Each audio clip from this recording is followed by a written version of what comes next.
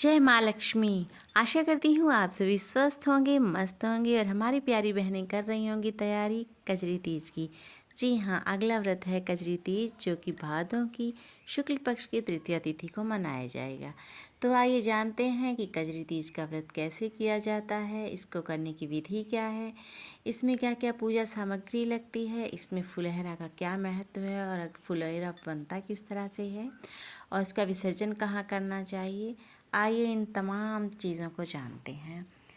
तो पहली बात, जब आप कजरी तीज का व्रत रखें तो पूजा की विधि प्रथम स्नान और संकल्प से शुरू होती है।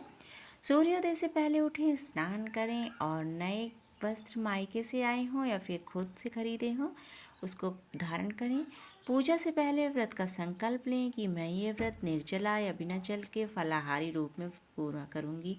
ध्यान रहे, इस व्रत को दो प्रकार से किया जा सकता है, यानी आप फलाहारी भी रह सकती हैं और निर्जला यानी बिना जल के भी कर सकती हैं।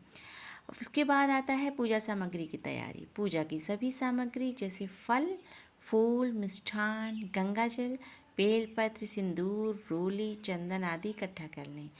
पूजा स्थल की तैयारी। ईशान कोण में, ईशान कोण उत्तर पूर्व के कोने को यानी उत्तर पूर्व दिशा जहाँ मिलती है उसको कहते हैं। तो ईशान कोण में यानी उत्तर पूर्व में एक चौकी या पाटा बिछाएं, उस पर लाल वस्त्र बिछाएं और उस पर भगवान गणेश, शिव और माँ पार्वती की प्रतिमा या चित्र स्थापित करें। कलश की स्थापना भी करें। देवी देवताओं का पूजन। सबसे पहले भगवान गणेश की पूजा करें, फिर शिव व माँ पार्वती की विधिवत पूजा करें, उन्हें फल, फूल, मिष्ठान आदि का भोग लगाएं। फिर आता है तीज कथा का पाठ। भगवान को नमस्कार करते हुए हरियाली या हरतालिका तीज की व्रत कथा का पाठ करें या सुनें। आरती और प्रदक्षिणा। पूजा के अंत में भगवान शिव और माँ पार्वती की आरती करें। जिस स्थान पर पूजा कर रही हैं उस स्थान पर प्रदक्षिणा करें। प्रदक्षिणा यानी परिक्रमा।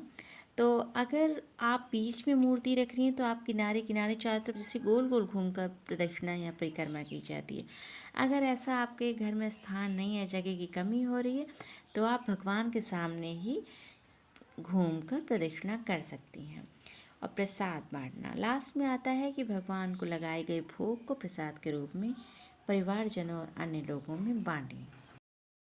इसी में से एक है फुलेरा, जो माता को समर्पित किया जाता है।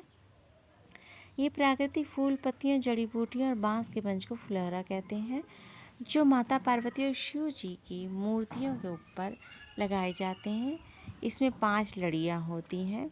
इसमें विशेष प्रकार की पत्तियां और फूलों का प्रयोग होता है। कहते हैं कि जो भक्त किसी कारणवश कजरी तीज का व्रत नहीं रख पा रहे तो फिर वो इस फुलहरे के दर्शन करने से पुण्य पा जाते हैं और काशी और सोमनाथ दर्शन का भी फल मिलता है।